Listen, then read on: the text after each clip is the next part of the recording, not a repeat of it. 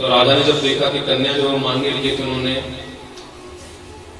महल के अंदर जो है अंदर ही अंदर जो है मंडप बनाया और सभी राजाओं से बात की थी। मेरी पुत्री ने जो है वो सुदर्शन को पसंद कर लिया है, वर रूप में उनको वर्ण कर लिया है, तो उनका विवाह जो हम लोग इन्हीं से करेंगे। राजा और सभी तो मान गए, लेकिन युद्धाजित जो है वो माना नहीं और वो युद्ध करने के लिए तत्पर हो गया। सुदर्शन को कहा गया, काशीराज ने कहा कि आपके पास कोई सैनिक नहीं है, आप इस तरह अकेले जो है कैसे इनसे लड़ेंगे, इसलिए आप एक काम करो कि मेरी कन्या शशिकला को लेकर के रातों रात जो है राज्य से निकल जाएगी छुपते छुपाते, ताकि युद्ध जो है ये टल जाए। लेकिन सुदर्शन ने कहा नहीं, मैं गुप्त रूप से आपकी कन्या को नहीं लूंगा। तो उन्होंने युद्ध करना जो स्वीकार किया। सुबह युद्ध क्षेत्र में सुदर्शन अकेले पहुंचे और वहां देखा हजारों सैनिक, हजारों राजा जो है अपने सैनिकों के साथ युद्ध के लिए तत्पर हैं। इन्होंने भगवती का ध्यान किया। भगवती ने जो रणचंडी का रूप लिया और रणचंडी का रूप लेकर के पल भर में जो है सभी राजाओं का वध कर दिया और उनको मुक्ति मिली। सभी राजाओं को सुदर्शन की कृपा से, क्योंकि भगवती के हाथों से उनका वध हुआ। और ये कन्या को लेकर के पुनः जो है भरद्वाज ऋषि का आश्रम में पहुंचे, उनका आशीर्वाद लिया और उनका आशीर्वाद लेकर के पुनः अपने राज्य को अयोध्या की तरफ लौटे और ये वहां के राज सिंहासन पे इनको राजकुमार के रूप में नियुक्त किया गया, इनको राजा बनाया गया। और काशीराज ने भी जो है अपने पूरे राज्य में घोषणा कर दी कि हर गांव में एक भगवती का मंदिर होना चाहिए और हर घर में नित्य प्रति भगवती की पूजा होनी चाहिए। अगर ऐसा नहीं होगा तो राज्य में रहने वाले व्यक्तियों को राज्य से निष्कासित कर दिया जाएगा, राज्य से बाहर निकाल दिया जाएगा। तो नित्य प्रति वहां पे गांव-गांव में भगवती की मंदिर, भगवती के देवालय और भगवती की पूजा वहां पे होनी आरंभ हो गई और धर्म की स्थापना पुनः हुई। जब जैसे जन्मे जी ने व्यास जी के मुख से ये कथा श्रवण किया, उन्होंने कहा प्रभु भगवती की पूजा कैसे करते हैं? तो उन्होंने कहा 9 दिनों तक लगातार नवरात्रों में भगवती की पूजा की जाती है। प्रतिदिन जो है भिन्न भिन्न उपचारों से भगवती की पूजा होती है और कन्या पूजा जो है इस पूजा का भिन्न अंग है। तो कन्या पूजा आवश्यक है। कन्या पूजा न की जाए तो कहीं ना कहीं व्रत में, उस पूजा में फल जो है थोड़ा अधूरा रह जाता है, उसका फल कम मिलता है। तो उन्होंने भगवान राम जी की कथा उनको सुनाई कि स्वयं भगवान राम जी ने इसी समय में जो है भगवती की कृपा से रावण पर जो विजय पाई थी। दशमी के दिन विजयादशमी इसलिए उसको कहते हैं। तो राम जी के विषय में आप सब लोग जानते हैं, हनुमान जी के भक्त हैं। हर घर में हनुमान जी की मूर्ति है, हर घर में जो है रामचरितमानस का पाठ होता है। राम जी ने अवतार लिया था धर्म की स्थापना के लिए। उनकी पत्नी को जो है रावण ने उनका हरण कर लिया और लंका में ले गए अपने साथ में और वहां पे उनको अशोक वाटिका में रखा गया। तो राम जी जो है बड़े दुखी हुए, बड़े चिंतित हुए। लक्ष्मण ने राम जी को बहुत समझाया, लेकिन राम जी जो है वो दुखित हैं और चिंतित है सीता के लिए कि सीता का क्या होगा। तभी जो है उनको नारद जी के दर्शन हुए। नारद जी उनको मिले, आकाश मार्ग से आ रहे नारद जी। तो नारद जी को देखा और राम जी ने नारद से प्रार्थना की, प्रभु आपके दर्शन हुए, मेरा सौभाग्य है। मेरी पत्नी जो है उनका हरण हो गया है, मैं बड़ा दुखी हूं, पता नहीं सीता किस हाल में होगी। तो नारद जी ने कहा चिंता मत कीजिए। इंद्र ने जो है वो सुरभि गाय का दूध जो सीता जी के लिए भेज दिया है, उनको भूख प्यास तो लगेगी। और दूसरा, सीता जी जो है रावण के वध का कारण बनेगी, क्योंकि पिछले जन्म में ये एक ऋषि कन्या थी और रावण एक उच्छृंखल उद्दंड जो है वो राजा था। तो उसने बलात् जो है उस कन्या के साथ दुर्व्यवहार किया और कन्या ने अपने प्राणों का त्याग कर दिया और रावण को श्राप दिया कि अगले जन्म में जो है मैं ही आपकी मृत्यु का कारण बनूंगी। तो चिंतित मत होइए, ये जो है रावण का काल है। तभी जाकर के सीता का हरण उसने किया है। नारद जी की बात को सुन करके राम जी को थोड़ा सा उनका दुख शांत हुआ और उन्होंने नारद से प्रार्थना की, प्रभु बहुत बड़ा कार्य है रावण को मारना, तो मुझे कोई उपाय बताइए जिससे उनकी मृत्यु संभव हो। तो उन्होंने कहा भी नवरात्रों का समय चल रहा है आप एक काम करें कि 9 दिनों तक लगातार भगवती की पूजा करें और उनसे अपनी विजय की कामना करें। तो भगवान राम जी ने भी जो है नारद जी के कहने से, उनके मुख से देवी के माध्यम में का श्रवण करके उन्हें 9 दिनों तक लगातार जो है भगवती की पूजा की। और जैसे ही 10वां दिन आया, उसी दिन जो है विजयादशमी के दिन रावण पे उन्होंने विजय पाई। रावण का वध, रावण का संहार जो है राम जी के हाथों से हुआ। तो जब राम जी की कथा सुनी तो उनके मन में और उत्कंठा जागी कि प्रभु बार बार जो है भगवान विष्णु जी को अवतार क्यों लेना पड़ा, उनके अवतार का कारण क्यों है। भगवान विष्णु जी भी गर्भावास में आकर के उन्होंने दुख झेले और उसके पश्चात भी बार बार जो है राजा होने के बाद भी उनको वनवास हुआ, इतने दुख उन्होंने झेले, कोई तो कारण रहा होगा। तो उन्होंने कहा कि इनको भगवती की आज्ञा से बार बार जो अवतरित होना पड़ा, वो केवल धर्म की स्थापना के लिए। और हर रूप में भगवती जो है इनके साथ शक्ति के रूप में, कहीं सीता के रूप में, तो कहीं वाराही के रूप में, कहीं मत्स्य के रूप में, तो कहीं नरसिंह के रूप में इन्होंने बार बार जो अवतरण लिया और उनकी शक्ति के रूप में सदैव जो इनके साथ रहे और तभी वो धर्म की स्थापना करने में सक्षम हो सके। तो उन्होंने बहुत से आख्यान जो है, बहुत सी पुरातन घटनाएं जन्मेजय को सुनाई। भगवान विष्णु के आने के कारण जो है कई उनको बताया। सबसे पहला उन्होंने कारण बताया कि कश्यप नाम के महान ऋषि, जिसकी पूरी सृष्टि है, सभी कश्यप की संतान है, कश्यप की सृष्टि है, तो उन्होंने एक बार जो है अपनी पत्नियों के कहने से, दिति और अदिति उनकी 2 पत्नियां थी, उनके कहने से जो वरुण की गाय को चुरा लिया और अपने पास रखा। और पास रखने के बाद जब वरुण को पता चला कि उनकी गाय जो चुरा ली गई है, तो वरुण ने उनसे जो है प्रार्थना की कि आप मेरी गाय जो है वो पुनः लौटा दें। लेकिन कश्यप ऋषि ने जो है गाय लौटाने से मना कर दिया। इंद्र आदि देवता ने भी जो है कश्यप ऋषि को बहुत कहा, उनसे प्रार्थना की, उनसे विनय की कि आप इनकी गाय लौटा दें। लेकिन कश्यप ऋषि ने उनकी कहा नहीं माना और वरुण ने उनको शाप दे दिया कि आप अगले जन्म में जो है वो ग्वाले बनेंगे, क्योंकि गाय आपने चुराई है, तो आपका जन्म ग्वाले के रूप में होगा। केवल आप गौओं का पालन करोगे और उसी समय से आपकी जीविका चलेगी और आपकी दोनों पत्नियां जो हैं वो आपके साथ जन्म लेंगे। तो एक कारण ये रहा कि वो गोकुला में नंद के रूप में कश्यप जी का जन्म हुआ और दिति और अदिति और रोहिणी और देवकी के रूप में उनका जन्म हुआ। वसुदेव बड़े जो है ये कश्यप और दिति और अदिति, रोहिणी और देवकी उनकी 2 पत्नियां। वसुदेव जो है राजा के पुत्र थे, लेकिन राजा के पुत्र होने के बाद भी इन्होंने कृषि कार्य और गौओं की पालना आरंभ किया, राज्य छोड़ दिया।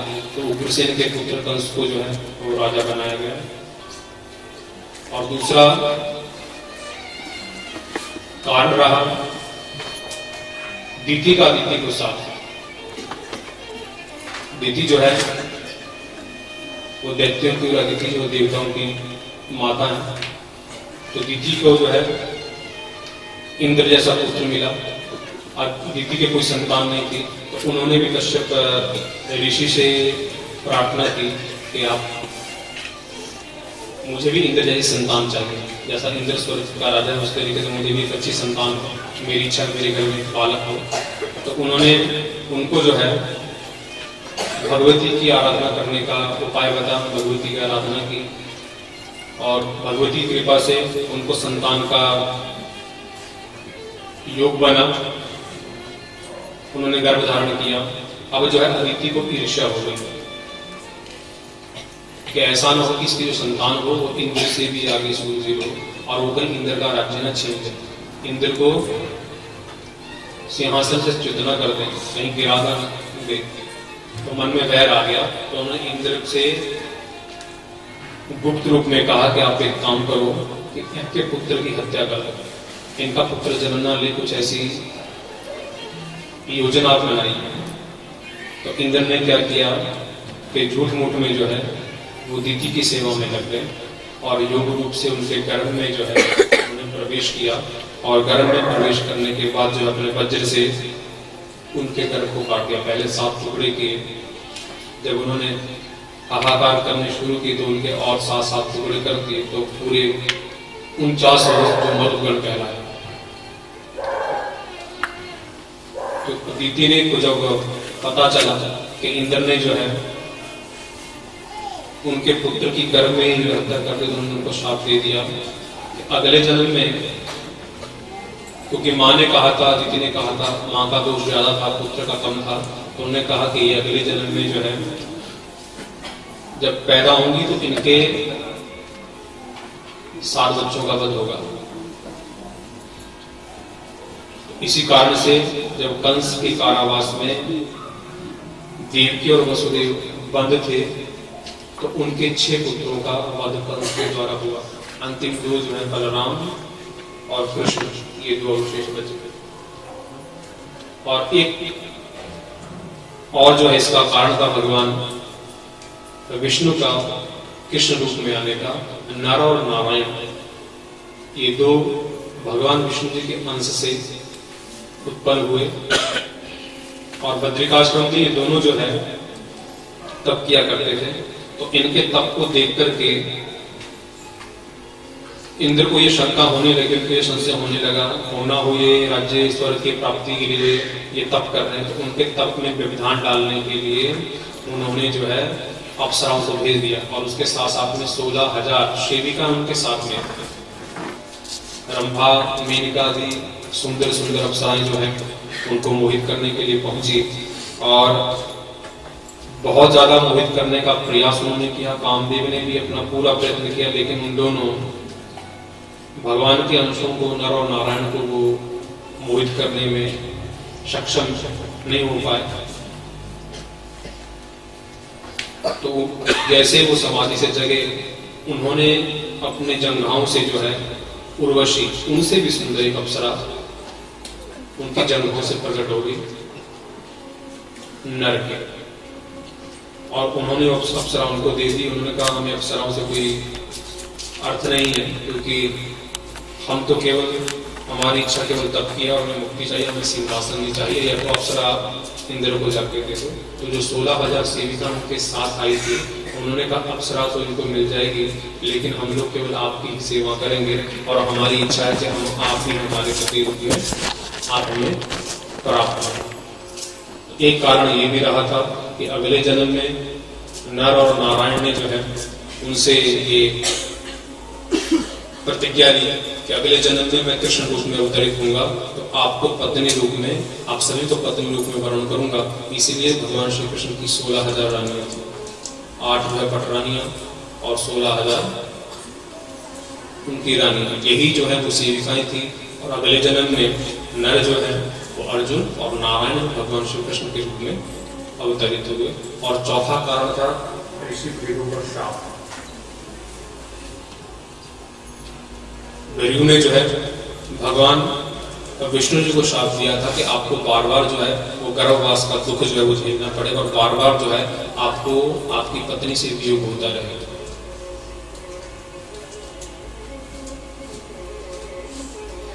भृगु जो है, इनकी जो पत्नी थी वो दैत्यों की माता थी। दैत्य उनको जो अपनी गुरु माता के रूप में मानते थे।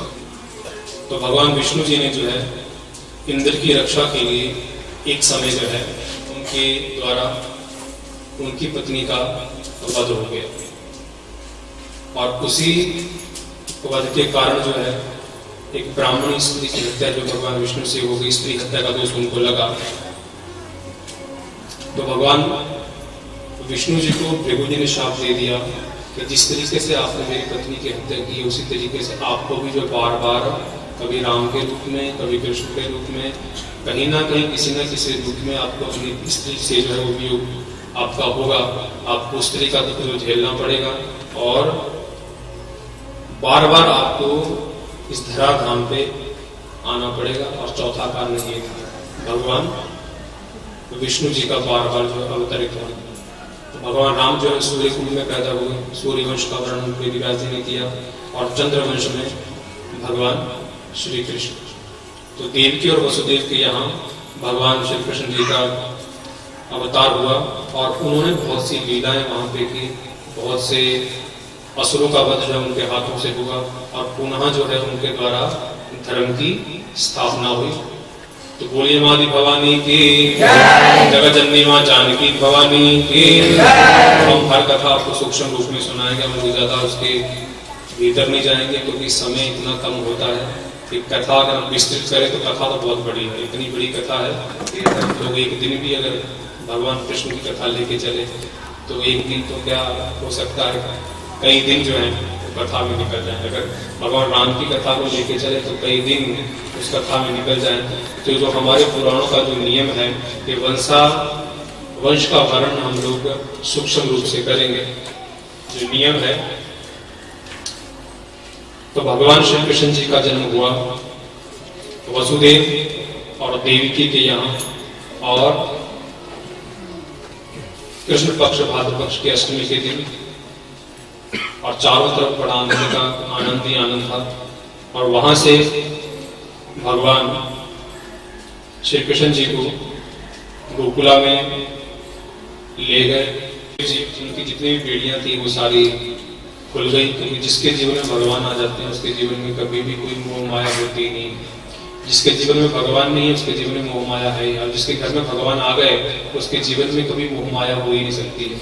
कहते हैं ना, भगवान श्री कृष्ण को जब ले जाया जा रहा था तो किस में ले जाया जा रहा था? एक टोकरी में डाला गया, और टोकरी कहाँ पे रखी थी पता है आपको? वसुदेव ने टोकरी कहाँ रखी थी? यहाँ पे रखी थी, क्योंकि यहाँ पे हम लोग अपने भगवान को बिठा लेते हैं। जब अपने बुद्धि में जब भगवान बैठ जाएंगे तो बुद्धि कभी गलत हो ही नहीं सकती। तो बेड़ियां जो भी हैं, चाहे वो माया है, कैसा भी वो माया अपने आप दूर हो जाती है। और जैसे ही वो टोकरी वसुदेव ने गोकुला में छोड़ के आए, पुनः बेड़ियों में बंद है, माया के जाल में फिर झगड़े गए। तो जब तक भगवान यहाँ पे हैं, चाहे बुद्धि कहो चाहे अपना मन कहो, जब यहाँ पे भगवान है, सिर पे भगवान है, तो बेड़ियां नहीं है। जैसे भगवान सिर से नीचे उतरे, पुनः जो है वो बेड़ियों में बंद गए, और वहां नंद के यहाँ आनंद ही आनंद। तो बोलिए मादी भवानी की जगत जननी मां जानकी भवानी की। और देवी पुराणों में पुराण है 18 पुराणों में, तो उसमें 49वें अध्याय में कथा आती है कि भगवान शिव ने जो है वो भगवती से प्रार्थना की कि भगवती, हमने बार बार जो पुरुष रूप में, आपने बार बार जो स्त्री रूप में अवतरण लिया है, मेरी इच्छा है कि मैं भी जो स्त्री रूप में अवतरित होकर के उस जो है अनुभव को जानना, स्त्री का जीवन कैसा होता है उसके विषय में जानना चाहता हूँ। तो उसमें देवी पुराण में कथा आती है कि भगवान शिव की इच्छा से जो है वो भगवती गौरी ने जो है कृष्ण का रूप लिया। ये कल्पवेद से कथा आती है। भगवती गौरी जो है वो कृष्ण रूप में परिवर्तित हुई, उनका अवतरण हुआ, और भगवान शिव जिनके आप लोग भक्त हैं शैव, वो राधा जी के रूप में प्रकट हुए।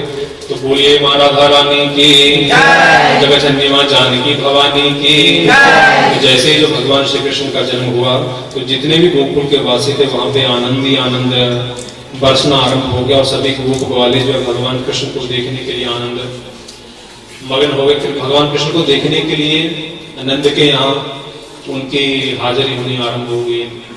निरंतर जो है नंद के लाला को देखने के लिए लोगों की कतार लगी है, कब उनकी बारी आए। और भगवान कृष्ण का जो रूप इतना मनमोहक था तो उनका नाम कृष्ण है, जो दूसरों को खींच ले, आकर्षित कर ले, वही कृष्ण है। दूसरे गोविंद हैं। गो में होता है आपकी इंद्रियां, और जो चाहे वो आंखें हो, चाहे वो कान हो, चाहे वो मुख हो, चाहे वो नाक हो, ये सभी इंद्रियां हैं।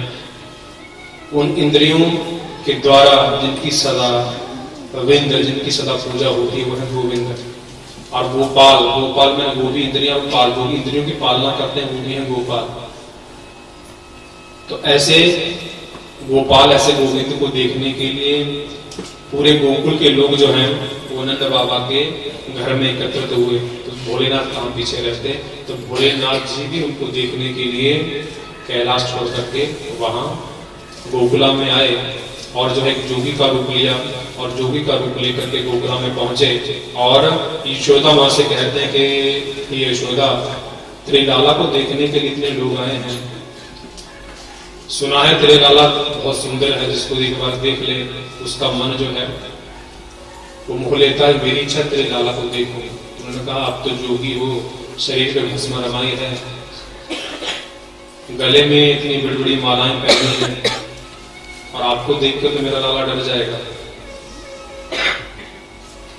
तो मैं नहीं चाहती कि मेरा लाला डरे, लेकिन नहीं, भगवान भोलेनाथ जी ने जिद पकड़ ली, कभी ज्योतिषी के रूप में तो कभी सन्यासी के रूप में, कभी संत के रूप में यशोदा के दरबार में जो है यशोदा के घर में उनका आना जाना लगा रहा। और जब तक उन्होंने भगवान कृष्ण के दर्शन न कर लिए तब तक वो वहां से गए नहीं। और जहां भगवान कृष्ण को पता चला कि मेरे इष्ट जो है मेरे भोलेनाथ जो दरबार पे आए हैं, तो उन्होंने भी रोना शुरू कर दिया।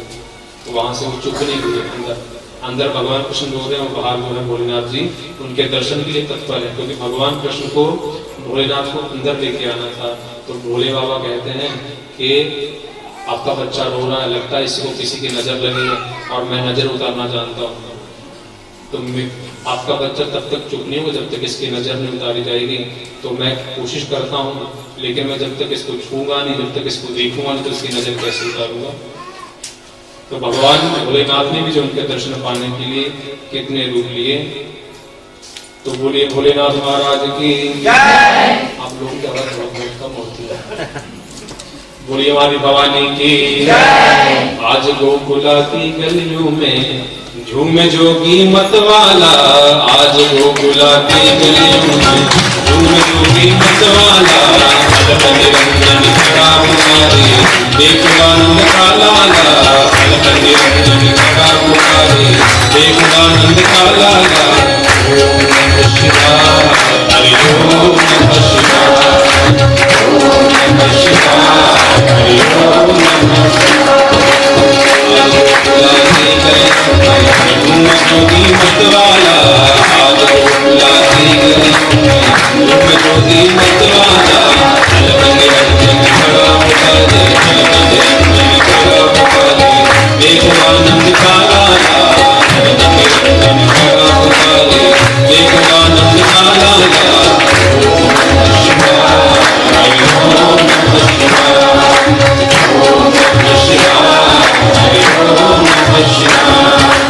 ओम नमः शिवाय, हरि ओम नमः शिवाय, ओम नमः शिवाय, हरि ओम नमः शिवाय, ओम नमः शिवाय, हरि ओम नमः शिवाय, ओम नमः शिवाय, हरि ओम नमः शिवाय, ओम नमः शिवाय, हरि ओम नमः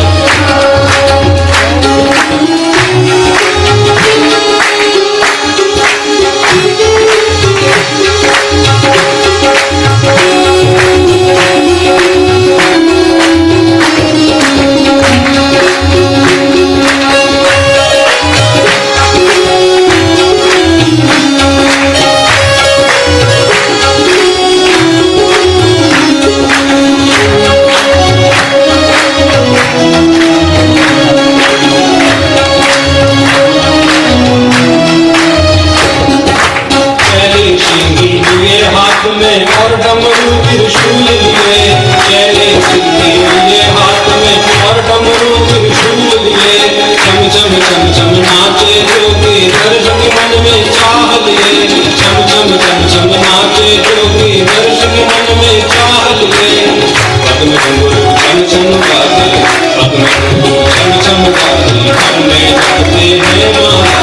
ओम नमः शिवाय, हरि ओम नमः शिवाय, ओम नमः शिवाय, हरि ओम नमः शिवाय, ओम नमः शिवाय, हरि ओम नमः शिवाय। आज गोकुला की गलियों में, आज गोकुला की गलियों में घूम जोगी मतवाला, आज गोकुला की गलियों में घूम जोगी मतवाला, अलग निरंजन खड़ा पुकारे, अलग निरंजन खड़ा पुकारे देखो आनंद का लाला, अलग निरंजन खड़ा पुकारे देखो आनंद का लाला।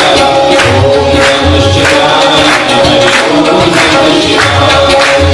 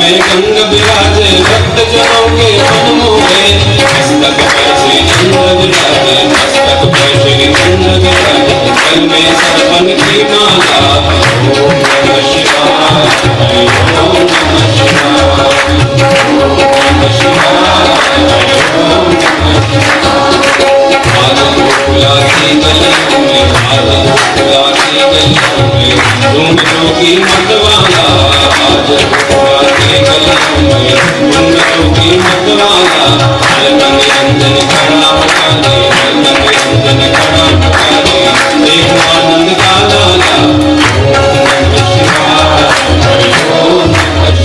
ओम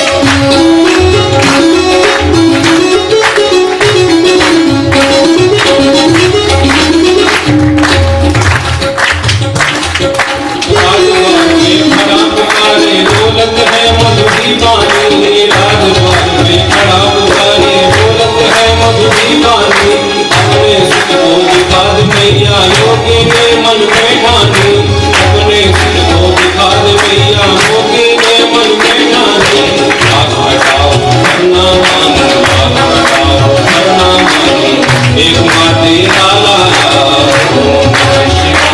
शिवाय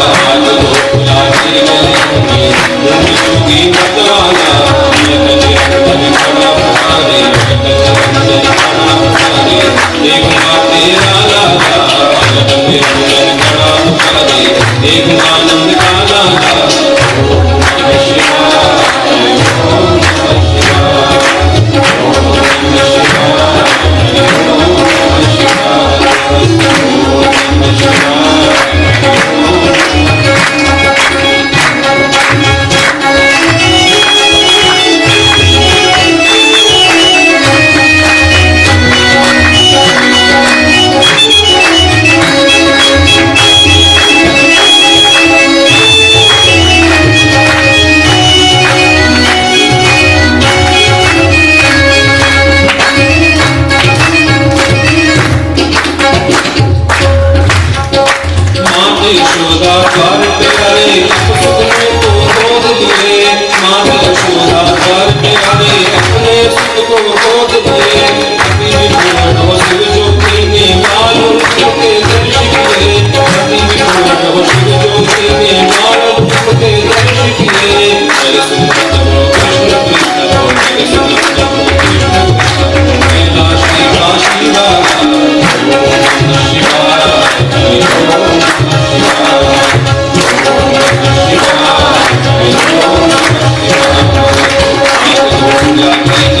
नमः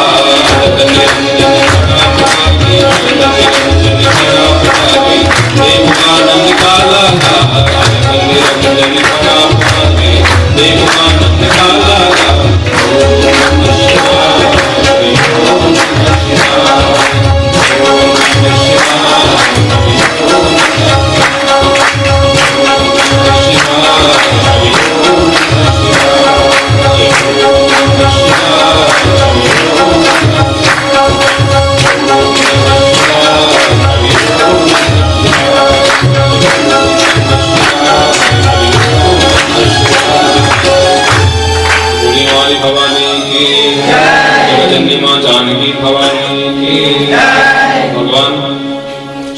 जी के अवतार का वर्णन जो है वेद व्यास जी ने जन्मे जी से किया, और जन्मे जी ने भगवान राम की और भगवान श्री कृष्ण की लीला का पान करके भगवती की महिमा सुनने की उनकी उत्कंठा, उनकी इच्छा और ज्यादा बढ़ गई। उन्होंने कहा कि प्रभु भगवान श्री कृष्ण, भगवान श्री राम विष्णु जी के अंश, विष्णु जी का अवतार होने के बाद भी जो है उनको इस प्रकार के दुख उठाने पड़े, सोचने का विषय, बड़ी चिंता का विषय। अगर उनको दुख उठाने पड़ते हैं तो हमारे जैसे मनुष्यों का, हमारे जैसे गृहस्थों से क्या लाभ, क्या हल होगा। तो उन्होंने कहा कि भगवती की इच्छा से, भगवती की कृपा से बार बार जो है इनको अवतार लेना पड़ा, लेकिन इन्होंने अवतार लिया मनुष्य योनि में, मानव योनि में। तो ये इन्होंने जितने भी इनके कर्म रहे वो मानव की तरह है। शक्तियां होने के बाद भी इन्होंने अपनी शक्तियों का भी दुरुपयोग नहीं किया। वो भगवती की इच्छा थी कि ये जो है अपना जीवन साधारण तरीके से यापन करें और संपूर्ण विश्व को, संपूर्ण सनातन धर्म को जो है सत्कर्म का, सत्संग का, सद्व्यवहार का जो है वो परिचय दें। और उन्होंने उसको अच्छी तरीके से परिभाषित भी किया, क्योंकि जितना भी सद्व्यवहार है वो कहीं ना कहीं इन दोनों चरित्रों से जो है उभर करके सामने आया। और इन्हीं को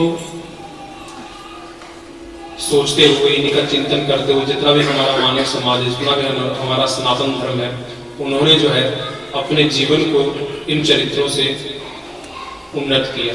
तो यही कारण रहा कि मानव योनि में आने के बाद भी जो है भगवान ने कोई ऐसा व्यवहार नहीं किया जिससे जो है मानव संस्कृति तक जो है कोई विपरीत जो है उसका प्रभाव पड़े, विपरीत प्रेरणा उनको मिले, जिससे वो सत्कर्म न करके अशुभ मार्ग पे, धर्म के मार्ग पे चले। और भगवती की कृपा से पुनः जो है वो धर्म की स्थापना हुई। तो इनकी लीलाओं का पान करने के पश्चात उनकी और ज्यादा उत्कंठा हो गई कि प्रभु अब मैं और कोई लीला का पान नहीं करना चाहता हूँ, कि मेरी इच्छा है कि मैं जो है भगवती के लीला का पान जो है वो करूँ। तो भगवान वेद व्यास जी ने जन्मे जी को और सूत जी ने जो है 88,000 शौनकादि ऋषियों को जो है वो देवी महात्म्य के विषय में जो है कहना, उसका वर्णन करना आरंभ किया। तो 5वें दिन जो भगवती का अवतरण जो है वो कथा में हुआ। तो कल जो है 5वां दिन है, तो कल हमारी कथा में भगवती का अवतरण होगा। आज हम अपनी कथा का विश्राम यहीं पे करेंगे। मुझे आशा है कि आप लोग नित्य प्रति कथा में भाग लेंगे और नित्य प्रति जो है भगवती की कृपा पाने का पूरा प्रयत्न जो है वो हमारे द्वारा होगा, चाहे वो सत्संग हो, चाहे भगवती की लीला का पान हो। लेकिन प्रयत्न करें कि आप जो कथा में आए तो सब कुछ छोड़ करके आपका ध्यान कहीं यहाँ हुआ ना हो, सीधा कथा में हो तो आनंद आता है, सत्संग करने का भी आनंद आता है। मैं हमेशा कहता हूँ अगर आप लोग साथ रहोगे तो कथावाचक को नाचेगा, मैं आपको अगर आप लोग शांत हो के ऐसे बैठोगे जैसे पता नहीं कुछ हो गया है, बहुत दुखी हो, कथा में आके किसी ने आपको बांध दिया है, बहुत परेशान हो गए, तो बेचारा कथावाचक भी आपको कुछ नहीं बता पाए।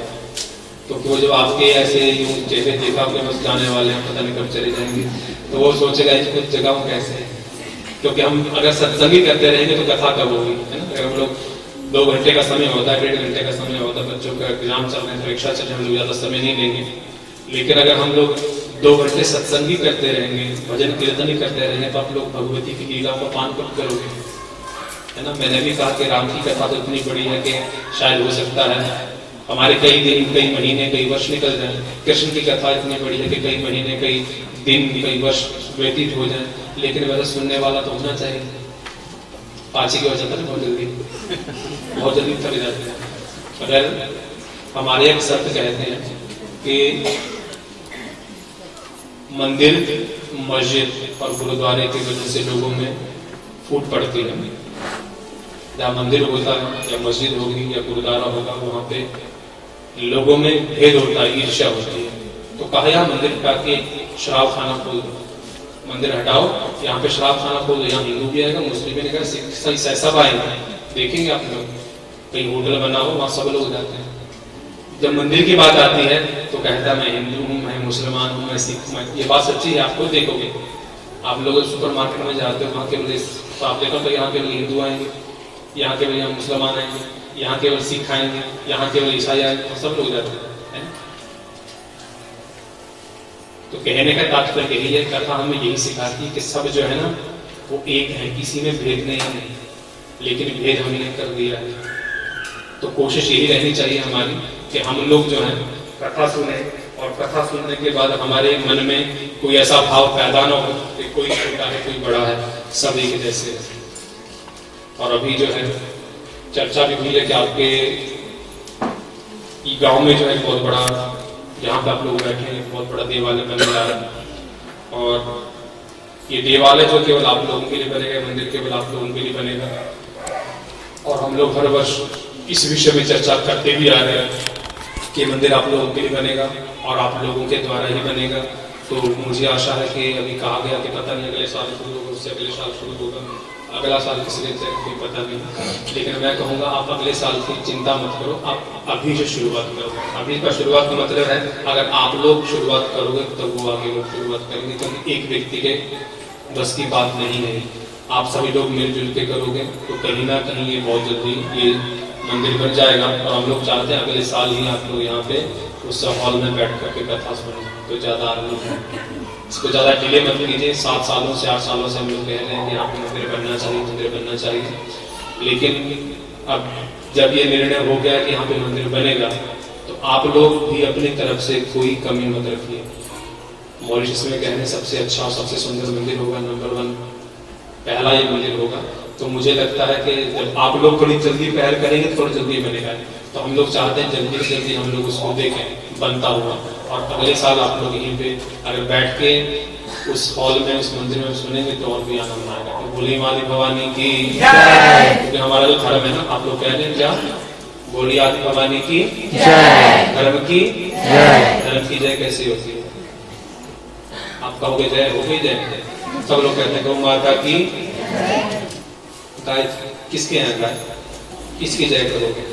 गाय तो किसी घर में नहीं है, फिर भी कहते हैं गौ माता की। धर्म कभी धर्म को अपनाते नहीं, फिर भी क्या कहते हो? धर्म की। अधर्म सबसे ज्यादा करते हो, झूठ सबसे ज्यादा बोलते हो, चुगली सबसे ज्यादा करते हो, फिर भी क्या करते हो? धर्म का नाश कहां से होगा बताओ?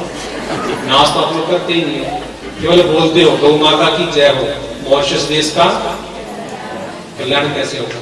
बोलने से होगा। आप लोग मॉरिशस देश का आपके बोलने से कल्याण हो गया? कभी हुआ? आप तो हजारों सालों से बोलते रहोगे, कल्याण होगा? नहीं होगा। क्यों? क्योंकि आप लोगों को करना पड़ेगा ना, कुछ तो करना पड़ेगा है ना। खाना खाते तो खाना बनाना पड़ेगा, क्योंकि बिना बने तो आटा गूंदना पड़ेगा, आटा पिसवाना पड़ेगा, तब थोड़ी मेहनत करनी पड़ेगी, तब जाके वो खाना बनेगा। यहाँ बैठे बैठे करते रहोगे धर्म की जय हो, धर्म का नाश हो, तो वो केवल बातों बातों में रह जाएगा। वो ना तो धर्म की जय होगी, ना धर्म का नाश होगा, ना मॉरिशस का कल्याण होगा। अगर आप कल्याण चाहते हो, धर्म की जय चाहते हो, तो धर्म के जो 4 पाद हैं, 4 हैं सत्य, दान, दया और तप। सबके प्रति दया होनी चाहिए, आदमी तपस्वी होना चाहिए, और सच बोलने वाला होना चाहिए, और चौथी चीज है दान। दान के बिना कुछ भी नहीं है ना। ये जो बिरयानी बनेगी 7 दिन के बाद ये आपके दान से बनेगी, आप लोगों को खाओगे, ये आपके दान से बनेगी। नहीं दोगे तो बिरयानी नहीं बनेगी, भूखे जाना पड़ेगा यहाँ से। तो बोली माली भवानी की। और जब हवन करने आप आओगे तो थोड़ा घी लेके आओ, ऐसे खाली हाथ उठाओ, क्योंकि हम लोग हमेशा कहते हैं, हम लोग जो आप ये हवन सामग्री बनाते हैं, हवन सामग्री बहुत सूखी होती है, हम लोग चाहते हैं थोड़ा गीली हो, है ना। नहीं वैसे कि जय जय करते रहे, वो हवन सामग्री सूखी, भगवान ही बोलेंगे कैसे बता गए। हवन सामग्री में कोई दूषित नहीं है, नहीं रहती है ना। अपने आप को बिरयानी के साथ टमाटर का क्या लगा, क्या बोलते हैं उसको? चटनी बोलते हैं,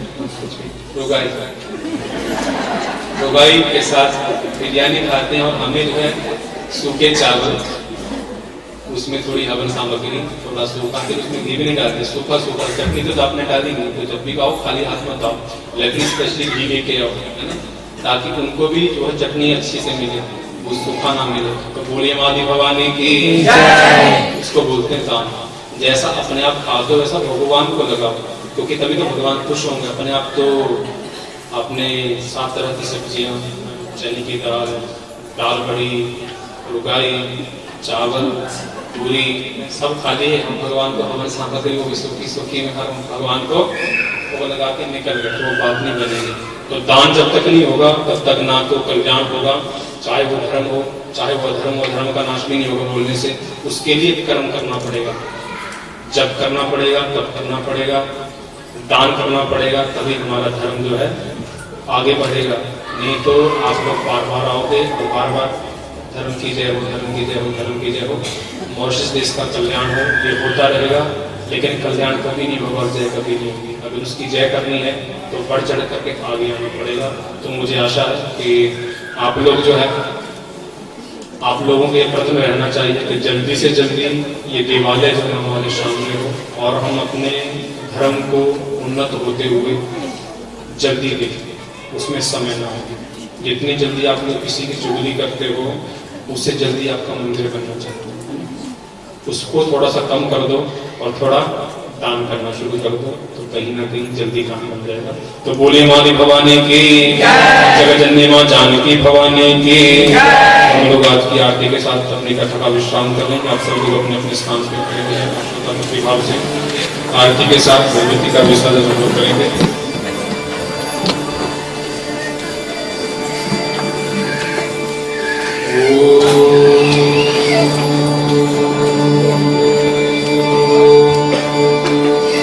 चंद्रमा मनसो जात चक्षुः सूर्यो अजायत श्रोत्राद्वायुश्च प्राणश्च मुखादग्निरजायत। जगजननी जय जय जगजननी जय जय मायाहारिणी भवतारिणी मायाहारिणी भवतारिणी जय जय जगजननी जय जय सकलचित सुखमय शोध ब्रह्म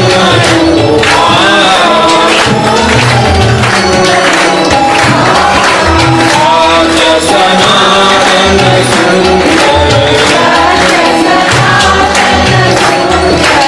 महर्षि असुर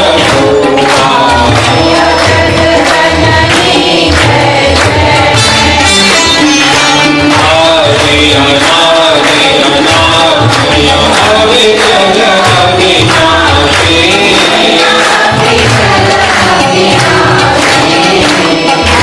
अमलानंद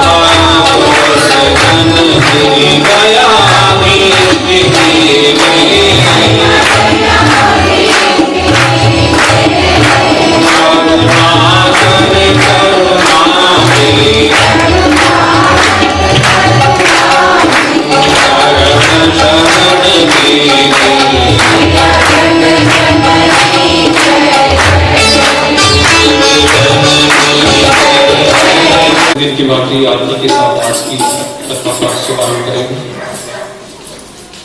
श्रद्धा भक्ति भाव से मुक्त होकर के तन्मयता से भगवती की आरती में हमारा सहयोग कीजिए ताकि भगवती की कृपा जो है पूर्ण रूप से सबके ऊपर बरसे और आज के दिन भगवती की कृपा की अमृतमयी वर्षा जो है सबके ऊपर। तो बोलिए मादी भवानी की आपकी जय में थोड़ी सी भी कमी, अंतिम दिन है, ऐसा मौका दूसरी बार नहीं मिलेगा। तो कोशिश कीजिए कोई भी समय, कोई भी क्षण, कोई भी पल जो है वो हमारा व्यर्थ न जाए। बोलिए मादी भवानी की, जगदन्नी मां जानकी भवानी की।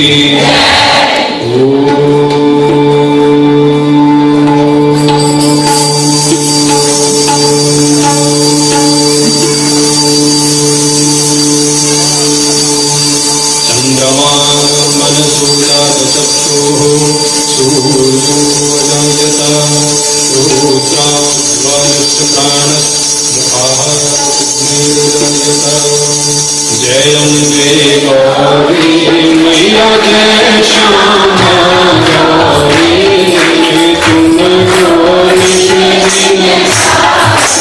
मैया जी को सदा ही मना हरि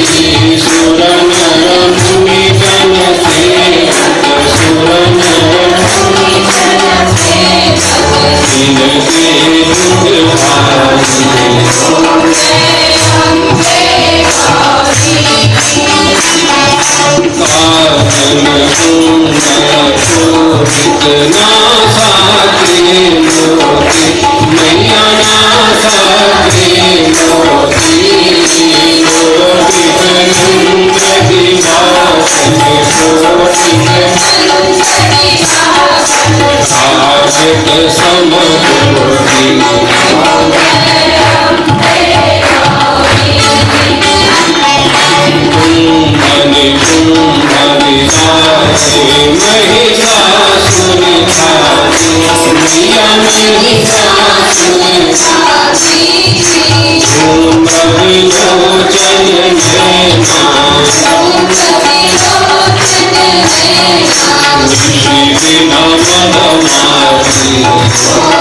शोणित बीज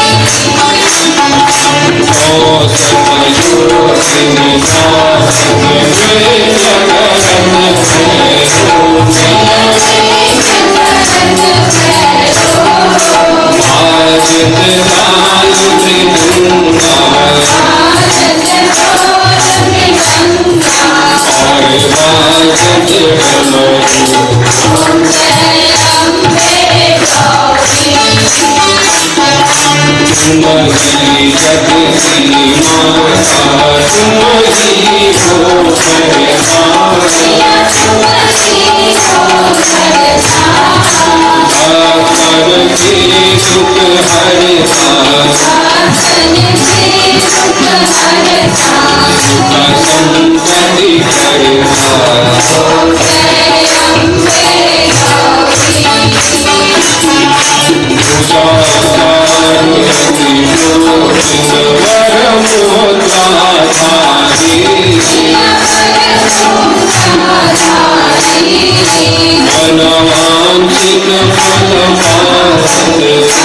शोणित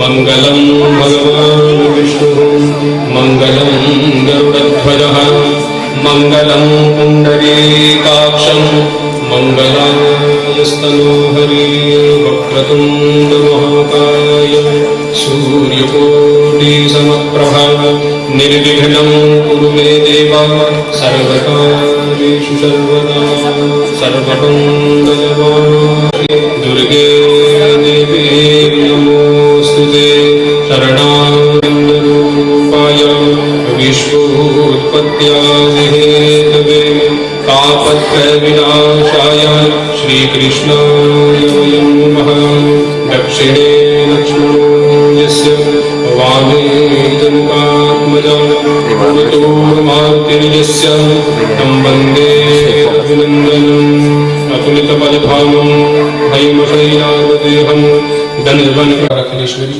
अकारण करुणावरुणालय भक्तवांचा कल्पतरु अखंड सच्चिदानंदमयी जगत नियंत्री जगतहर्त्री जगतकर्त्री अनंत कोटि ब्रह्मांड नायिका श्री महाकाली महालक्ष्मी महासरस्वती रघुनाथुलिका जगदन्नी जगदम्बिका भगवती आदि भवानी आदि शक्ति महामाया भगवती महादुर्गा की भगवती कृपा और भगवती के दिव्य आशीर्वाद से भगवती के श्री चरणों में श्रद्धावंत होने व नवरात्रि के उपलक्ष्य में रक्तांबरधारी भगवती श्री की वांगमयी प्रतिमूर्ति श्रीमद् देवी भागवत महापुराण के 9 दिन तक चलने वाले ज्ञान यज्ञ भक्ति यज्ञ का 8वां दिन अंतिम दिवस की कथा का हम लोग श्री गणेश करने जा रहे हैं और हम सभी लोग इस पवित्र पावनी कथा रूपी गंगा में स्नान करने के लिए ग्रहण करने के लिए संवेद रूप से एकीभूत हुए। भगवती की कृपा सदैव जो है सबके ऊपर इसी तरीके से बनी रहे और उनकी कृपा से हम लोग सदैव सत्संग करते रहें और हमारा ज्ञान जो है वो उनकी कृपा से उनके आशीर्वाद से निरंतर जो है वो बढ़ता रहे। ये मंगल कामना हम आप लोगों के लिए करेंगे और अंतिम दिन है और आप लोगों से आशा है कि आप तन्मयता से दत्चित होकर के भगवती को सब कुछ समर्पण करते हुए आत्मनिवेदन करते हुए आज भगवती को प्रसन्न करने का पूरा हमारा प्रयत्न रहेगा और आप लोग भी प्रयत्न करें कि भगवती की कृपा आज जो बरस रही है उसका पूरा लाभ जो है आप लोग लें। एक भी क्षण एक भी पल ऐसा ना जाए कि भगवती के चरणों से हमारा ध्यान जो है वो घटे। तो सबसे पहले हम लोगों ने पहले दिन गणपति जी का ध्यान किया था, उसके पश्चात अपनी कथा का शुभारंभ किया था। तो निर्विघ्नता से हमारी कथा चली। तो हम लोग आज के अंतिम दिन पुनः जो है गणपति का एक बार ध्यान करेंगे, उनका धन्यवाद करेंगे कि आपकी कृपा से हमारी कथा में कोई विघ्न नहीं आया। निर्विघ्नता से हमारी कथा जो है वो समापन होने जा रही है, उसका विश्राम होने जा रहा है। तो आप सभी लोग श्रद्धा भक्ति भाव से भगवती से बार तो बोलिए माली भवानी की मुदा करातमोदकम सदा विमुक्ति साधकम मुदा करातमोदकम सदा विमुक्ति साधकम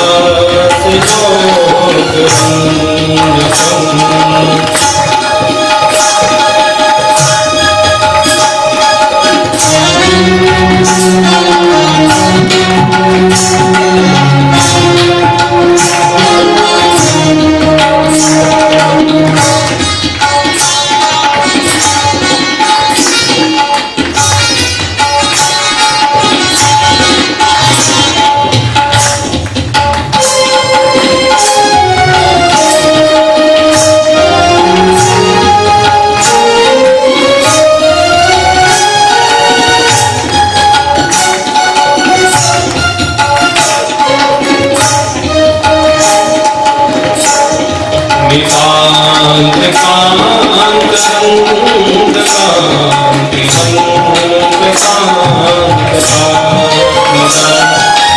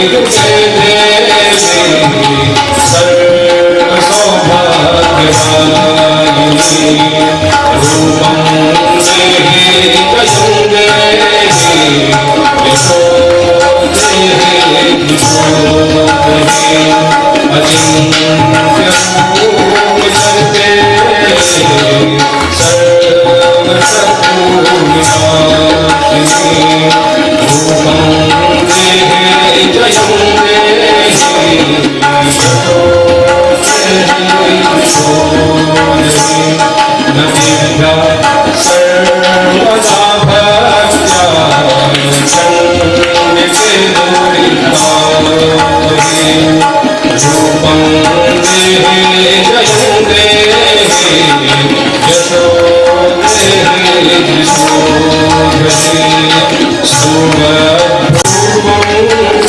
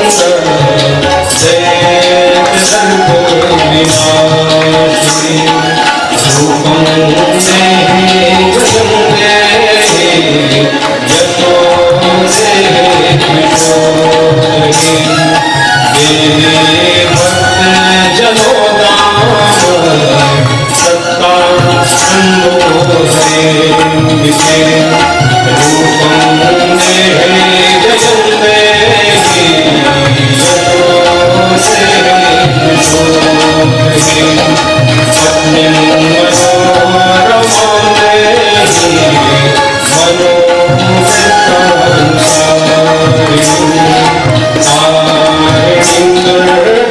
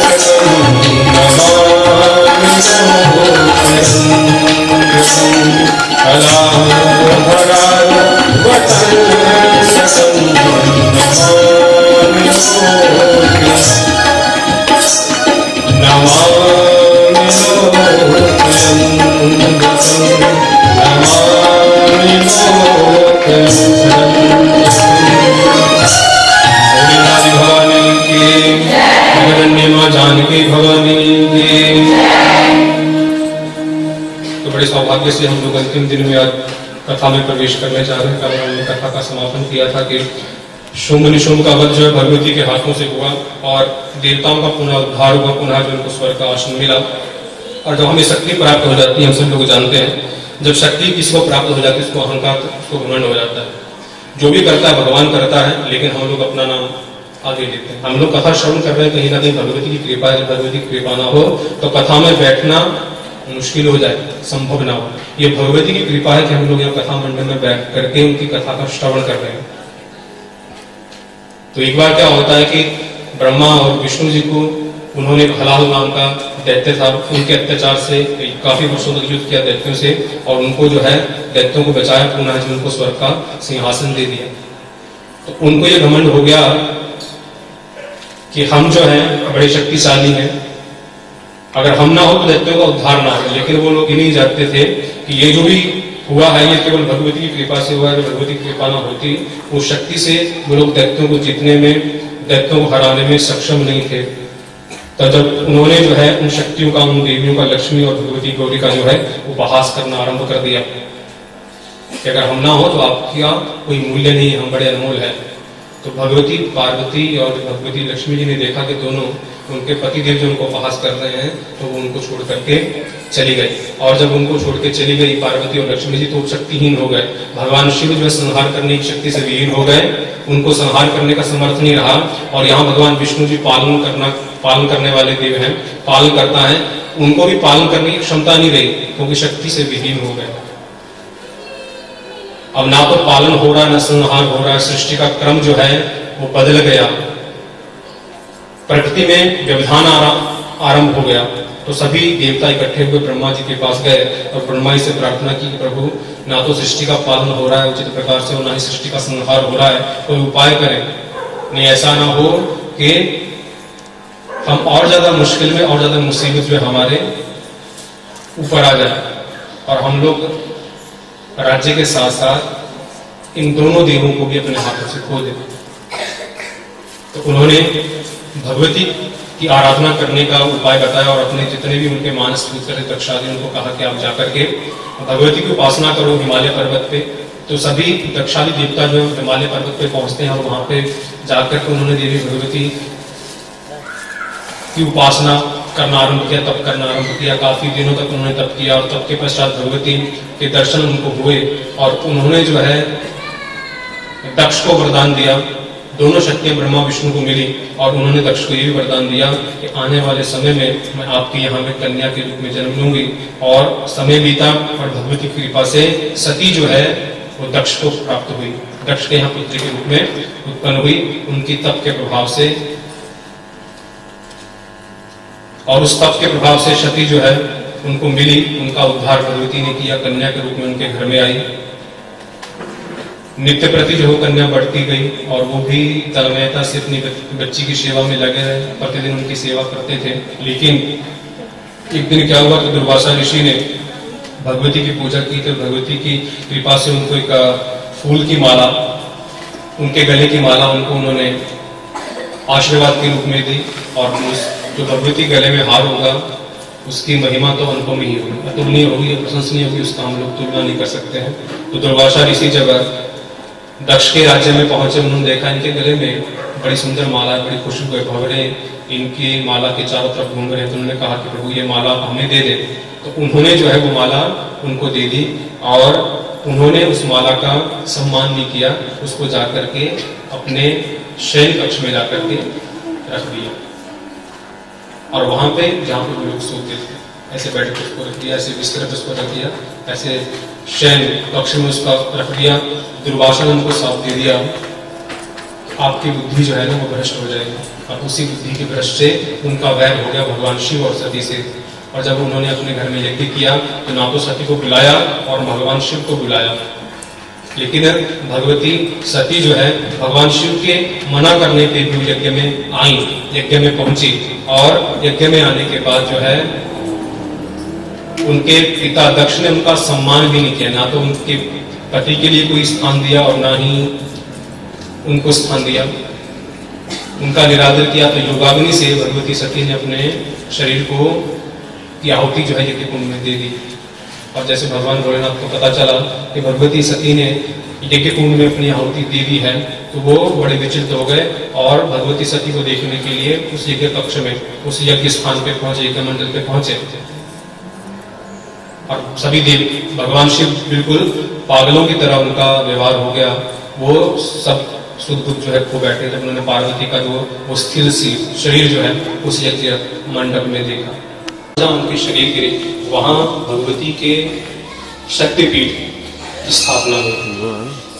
तो नैना देवी में उनके नैन गिरी, ज्वाला जी में उनकी जीभ गिरी, मनसा देवी में उनका मन गिरा, कामाख्या में उनका योनि पीठ गिरा, वृंदावन में उनके कुछ शरीर गिरे। तो जगह जगह पे उनके जो है, जहाँ पे कात्यायनी जी का वहां पीठ है, तो जगह जगह जहां जहां पे उनके अंग गिरे वहां वहां पे शक्तिपीठ की स्थापना हुई। तो भगवती ने अपनी लीला के द्वारा अपने भक्तों का उद्धार करने के लिए अपनी इस लीला के माध्यम से इस संसार में जो है वो शक्तिपीठों के रूप में पदार्पण किया। और जो भी उनके सच्चे मन से श्रद्धा भक्ति भाव से उनके दर्शन करते हैं, उनकी लीला का पान करते हैं, उनके धाम में जाकर के उनकी सेवा करते हैं, उनके ऊपर भी भगवती की विशेष कृपा बनती है। और मैं हमेशा कहता हूं कि जो उपयुक्त समय होता है उस समय में अगर कार्य कर लिया जाए तो उसका प्रभाव और समय से गुजर रहे हैं। वो नवरात्रि का समय सभी लोग जानते हैं, बड़ा पवित्र है, पुण्यमय समय है। इसका एक क्षण एक पल जो है बड़ा मूल्यवान है, इसलिए हम लोग तुलना भी नहीं कर सकते। अगर इस समय को खरीदा जाए तो इसके लिए कोई मूल्य नहीं होगा, इतना अनमोल समय है। और ये तो हमारा सौभाग्य है कि फिर भी भगवती की कृपा हमारे ऊपर बनी है। हम जाने अनजाने में कहीं ना कहीं उनके कृपा पात्र बने हैं और उनकी कथा का श्रवण हमारे द्वारा हो रहा है। तो कोशिश हमारी यही रहे कि हम लोग अपना काम कभी कल पे ना छोड़ें। कबीरा जो दिन आज है सो दिन नहीं काल, चेत सके तो चेत ले मीच परे है ख्याल। जो समय आज आपको मिला है वो आपको कल नहीं मिलेगा।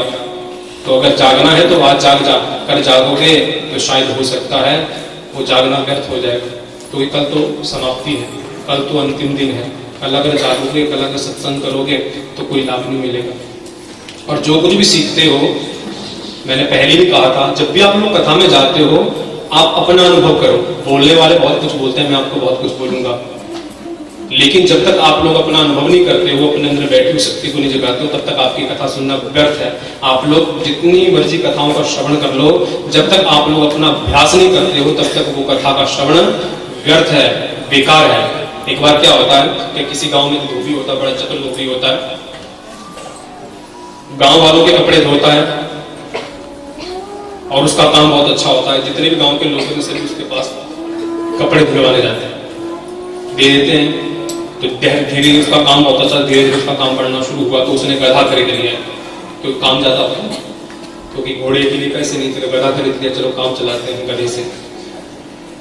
तो गांव के जितने भी कपड़े होते थे गधे पे लागता था, नदी के किनारे जाता था, धोता था। तो जब वो धोता था तो आवाज होती छी छी। तो कपड़े जब हम लोग पत्थर मारते उससे आवाज होती है, तो गधा सुनता था, तो गधा भी चिल्लाता था साथ में, वो छी छी छी करता था आवाज सुन करके। तो उसने 2-3 दिन देखा, तो उसने अपने गधे का नाम रख दिया गंधर्व सिंह। क्या नाम रखा? गंधर्व सिंह। गंधर्व होते हैं जो नाचते गाते हैं, जो संगीत के महाविद्वान होते हैं। तो एक दिन क्या हुआ कि दुर्भाग्य से उसके गधे की मृत्यु हो गई।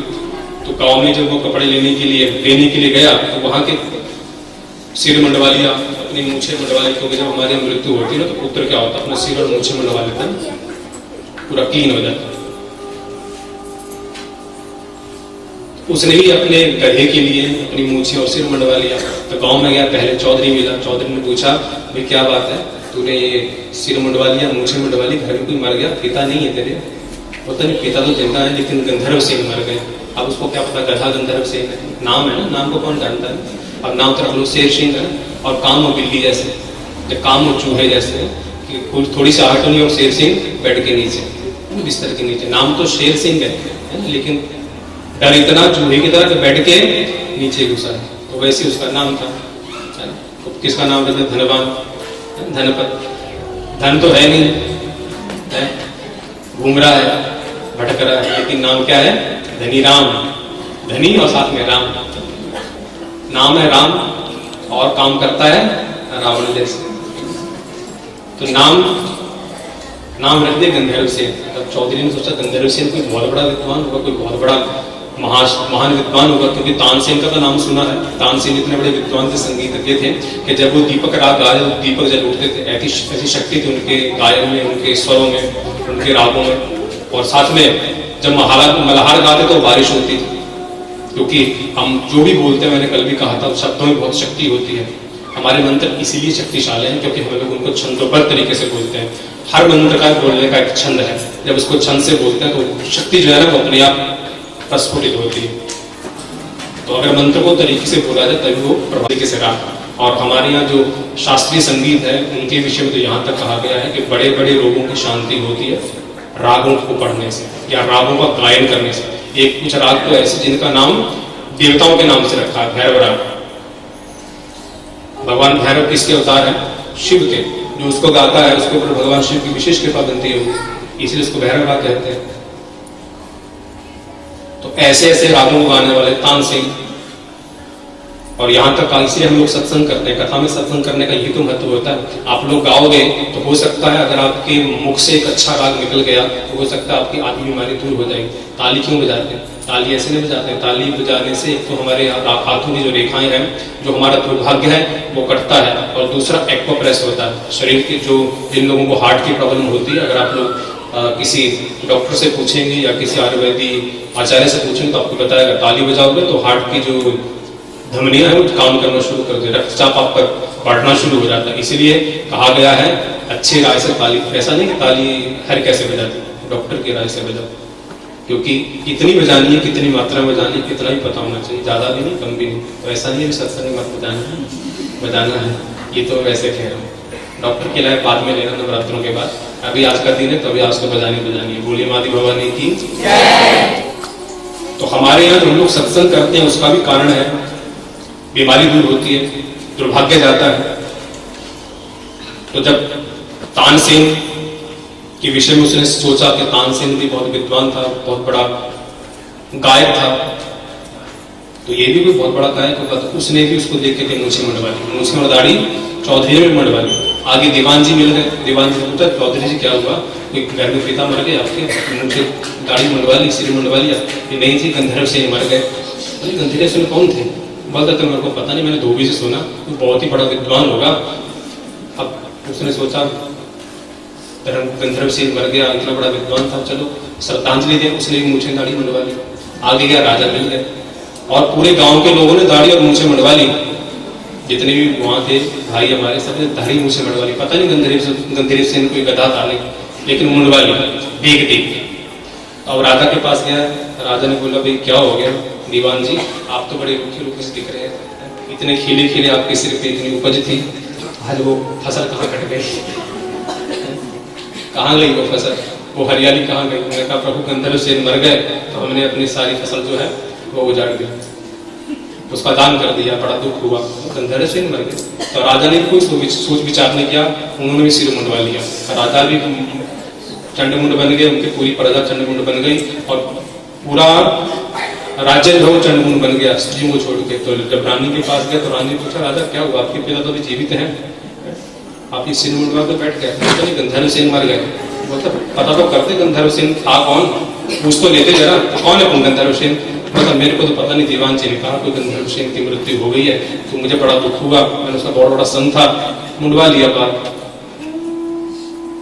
तो दीवान जी ने चौधरी को पूछा चौधरी जी गंधर्व सेन कौन थे बताओ तो सही। बोलता जी मेरे को ही पता नहीं, मैंने धोबी से पूछा। अब धोबी की बात गए, धोबी ने कहा कि प्रभु क्या बताऊं मैं, पूछिए मत, मेरे ऊपर तो बड़ी आपत्ति पड़ गई है। मेरा गधा था वो बेचारा मर गया, तेरे गधे के लिए सभी पूरे गांव वालों ने सिर मंडवा लिया, ना सोचा ना समझा। तो सुनने पे कभी मत जाओ, जो आप लोग सुनते हो उस पे मत जाओ, क्योंकि सुना हुआ कई बार गलत हो जाता है, कई बार देखा हुआ भी गलत होता है। उन्होंने देखा वो उन्होंने बाल कटवा लिए, उसको देख करके कर लिया, तो दूसरे को देख करके मत करो।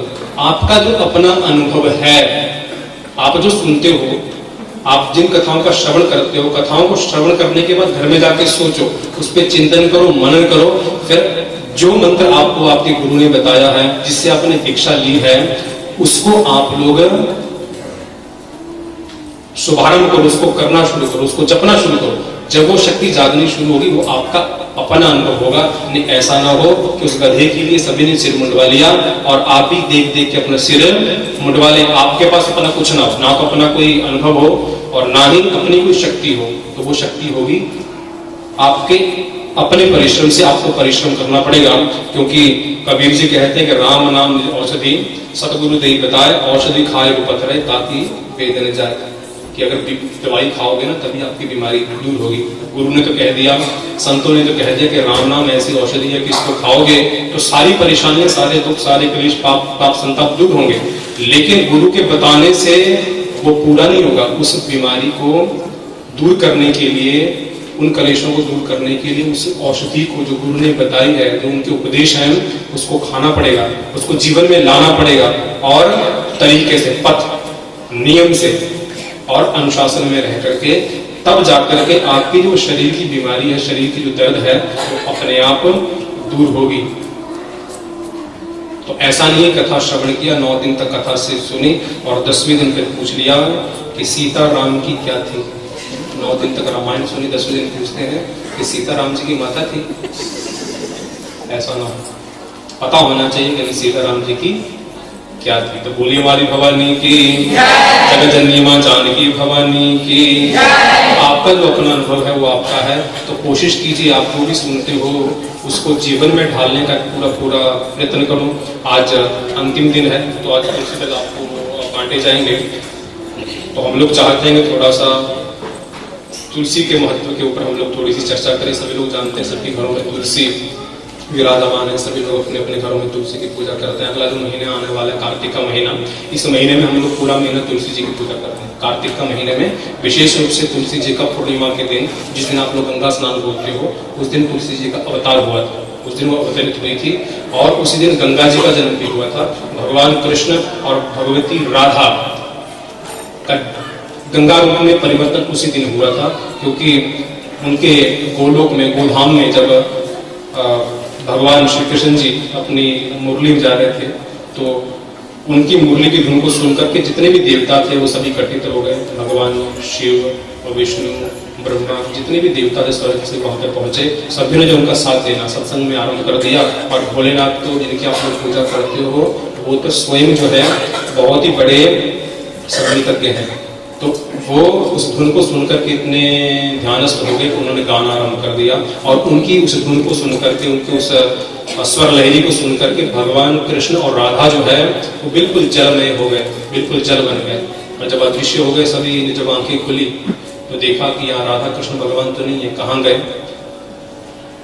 तो उन्होंने आकाशवाणी में ये शब्द कहे कि हम आपके बीच में हैं, अगर चाहते हो तो ध्यान करो, ये जलमयी है इसमें स्नान करो। हम लोग जल रूप में परिवर्तित हो गए, इसका सम्मान करो, इसकी पूजा करो। तो उसी कार्तिक की वो पूर्णिमा थी जिस दिन भगवान राधा और भगवान श्री कृष्ण ने जो है वो गंगा के रूप में परिवर्तित हुए या गंगा के रूप में वो प्रकट हो गए। इसलिए हम लोग उस दिन क्या करते हैं, गंगा स्नान करते हैं। क्यों करते हैं गंगा स्नान, पता था? इसलिए गंगा स्नान करते हैं। और तुलसी पूजा कार्तिक के महीने में, इसीलिए हम लोग पूरा महीना क्या करते हैं, दीपदान करते हैं। जितने वैष्णव हैं पूरा 19 तारीख से, फिलहाल तो आपका 18 तारीख से शुरू हो जाएगा कार्तिक का दीपदान, लेकिन ज़्यादातर लोग 19 तारीख से शुरू करेंगे और 17 को आपका गंगा स्नान है। तब तक जो है प्रतिदिन तुलसी की पूजा, प्रतिदिन जो है वो दीपदान भगवान कृष्ण के मंदिर में, और हर रोज तुलसी के पत्तों को हम लोग भगवान को अर्पित करते हैं। ये जो हम लोग पेड़ों की पूजा करते हैं, तुलसी है, चाहे वो पीपल है, चाहे वो आम का है, चाहे वो बरगद का पेड़ है, ये भी भगवती की कृपा से हमें मिले हैं। शायद हमने कभी चर्चा की होगी कि भगवती के शाप मिला था देवताओं को, जब सभी देवता उनको मिलने के लिए कैलाश पे गए थे तो वो बिना कुछ देखे वो सीधा जो जिस कंदरा में, जिस गुफा में भोलेनाथ जी और पार्वती जी रहते थे वहां पहुंच गए। तो भगवती ने उनको शाप दे दिया, आपको कोई शर्म तो होनी चाहिए, कम से कम नॉक करके तो आना चाहिए किसी घर में। अब बिना, और पति पत्नी गृहस्थी है तो वहां तो बहुत ही संभल के जाना चाहिए। तो तो बिना कुछ बताए, बिना कुछ पूछे वो वहां पहुंचे, तो उन्होंने शाप दे दिया कि आप लोगों के अंदर बुद्धि नहीं है, जैसे पेड़ होते हैं ना वैसे आपकी बुद्धि जड़ है, आप सभी लोग पेड़ बन जाओ। तो भगवान विष्णु क्या बने? पीपल का पेड़। भगवान भोलेनाथ क्या बने? बरगद का पेड़। और इंद्राज देवता कोई अशोक, कोई आम, कोई गुल्लर, ये सभी बने। और इसीलिए हम लोग इनकी पूजा भी करते हैं, हम लोग पीपल के पेड़ की पूजा करते हैं। पीपल का पेड़ कुछ साधारण पेड़ नहीं है, तो ऑक्सीजन बहुत देता है, साइंटिफिक बहुत है। दूसरा, अगर कोई जहर हो आपके शरीर के अंदर, अगर सांप ने काटा, हमारे गांव में लोग ऐसा करते हैं, इसकी जो टहनी होती है उसको काटते हैं, उसको पीपल जड़ी बोलते हैं, उसके छिलके को उतार के जब सांप ने काटा उसके कान में लगा देते हैं, यहाँ पे दोनों बगल। और ये लकड़ी में इतनी शक्ति है कि ये पूरा जहर खींच लेती है। अगर इस लकड़ी को जोर से पकड़ के रखा ना जाए, वो छेद कर दे शरीर में, इतना उसके अंदर वो आकर्षण शक्ति होती है खींचने की, तो उसको बहुत जोर से पकड़ के रखा जाता है। जिसके कान में दर्द होता है, अगर इसके पत्ते को थोड़ा पीस करके उसका पानी अगर कान में डाल दिया जाए, उसका कान भी ठीक हो जाता है। और जिनको लोगों को सुनाई नहीं देता, कहते हैं आयुर्वेद में हमारे कहते हैं इस पत्ते के अगर कोमल हरे पत्ते के पानी को अगर कान में डाल दिया जाए, हर रोज उसको थोड़ा थोड़ा डाले, तो उसका वो बहरापन भी दूर हो जाएगा, उसको सुनना शुरू हो जाएगा। जिन स्त्रियों को जो है मासिक धर्म में तो परेशानी होती है, उन लोगों को भी अगर इस पत्ते को सुखा करके दूध के साथ उसको पत्ते खाए, उनकी वो परेशानी दूर हो जाती है। तो ये जो पेड़ हैं जिनके पत्ते हम लोग कलश में डालते हैं, कोई साधारण नहीं है। हमारे ऋषि मुनि कोई मूर्ख नहीं थे, बहुत विद्वान थे, बहुत ही ज्यादा साइंटिफिक थे। नहीं है तो आप लोग करके देखो, अनुभव देखो, आपको अपने आप उस चीज का अनुभव हो जाएगा। तुलसी क्या होती है? अगर अजीर्ण है, खाना नहीं पच रहा है, तो हर रोज उसको खाओ। ऐसे नहीं खाते तुलसी को ऐसे खाओगे तो मुंह में छाले पड़ जाएंगे। हमेशा पानी के साथ तुलसी को लेना चाहिए। ये तुलसी का आयुर्वेदिक महत्व है। और तुलसी गर्म होती है और ठंडी भी होती है। श्यामा और रामा दो नाम से तुलसी के नाम है, तो सफेद रंग की और दूसरी श्यामा, काले रंग की जो तुलसी होती है, जिसे हम लोग कृष्ण वर्णा या कृष्णा तुलसी कहते हैं, श्यामा तुलसी कहते हैं, वो काफी ज्यादा प्रभावी होती है। तो ये तो इनका एक आयुर्वेदिक हम लोग विधान बता रहे हैं। शास्त्रों में कहा गया प्रतिदिन पेड़ों को लगाओ और प्रतिदिन पेड़ों को सींचो, पूजा करो, उनको सींचो भी। तो बोलिए मालिक भवानी की। तो भगवती जो है सरस्वती जी के शाप से, इनको शाप मिला था सरस्वती जी का कि आप अगले जन्म में या कुछ दिनों के बाद आप तुलसी के रूप में आपका जन्म एक वृक्ष आता है। तो भगवान कृष्ण ने भगवान विष्णु जी ने उनको वरदान दिया, क्योंकि भगवान विष्णु जी की प्रिय थी लक्ष्मी जी, तो उनको वरदान दिया चिंता मत करो, जब भी आप इस तरह धाम पे जाओगे तो तप करोगे तो पुनः जो है पति रूप में मुझे मिलोगी। मेरा आपका एक अंश जो है वो तुलसी के रूप में और एक अंश जो है गंडकी की नदी के रूप में जो है वो परिवर्तित होगा। तो दक्ष के वंश से फिर सध्वज भगवान शिव के बहुत बड़े भक्त थे, तो ये केवल भगवान शिव की पूजा करते, किसी और देवता की पूजा नहीं करते थे।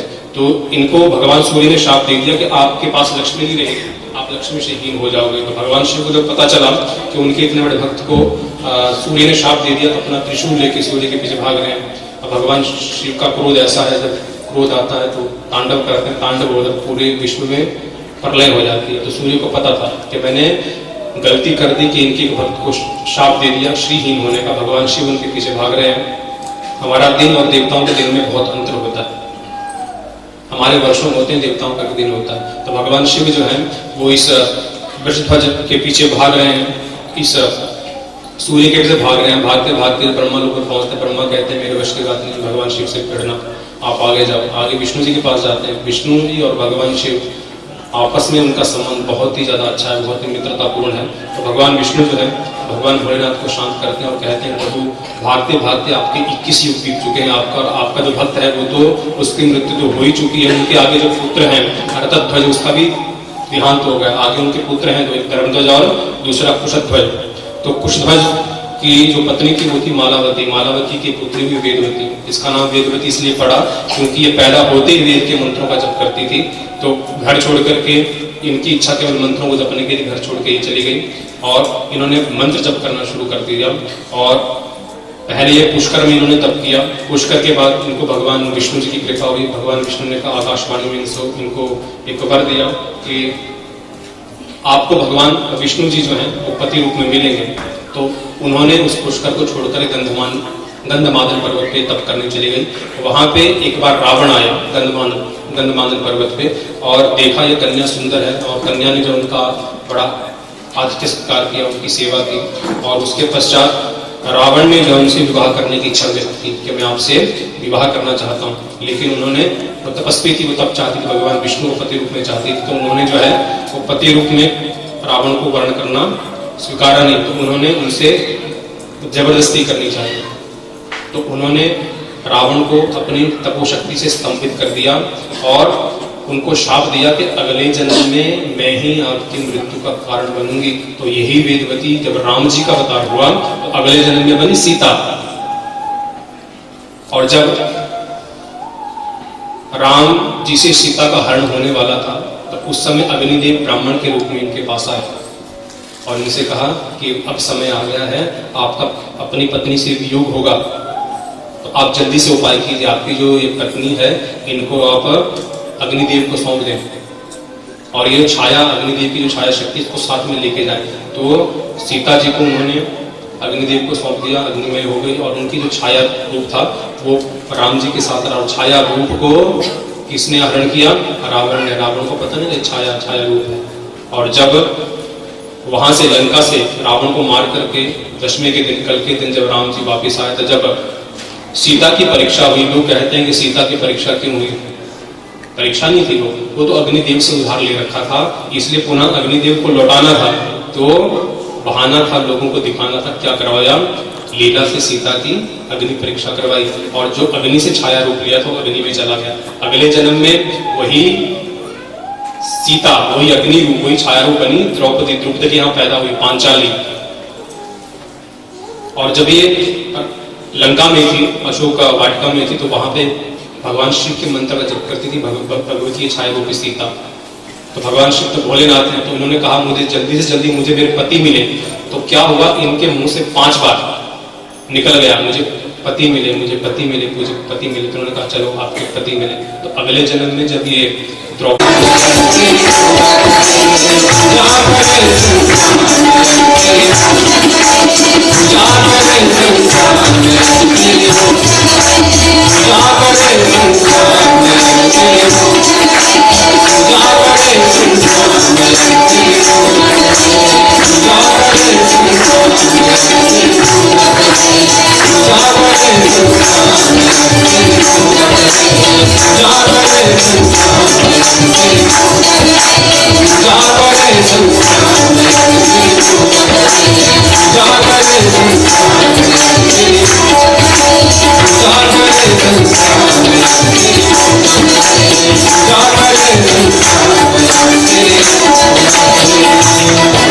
भवानी की जगदन्नी मां जानकी भवानी की।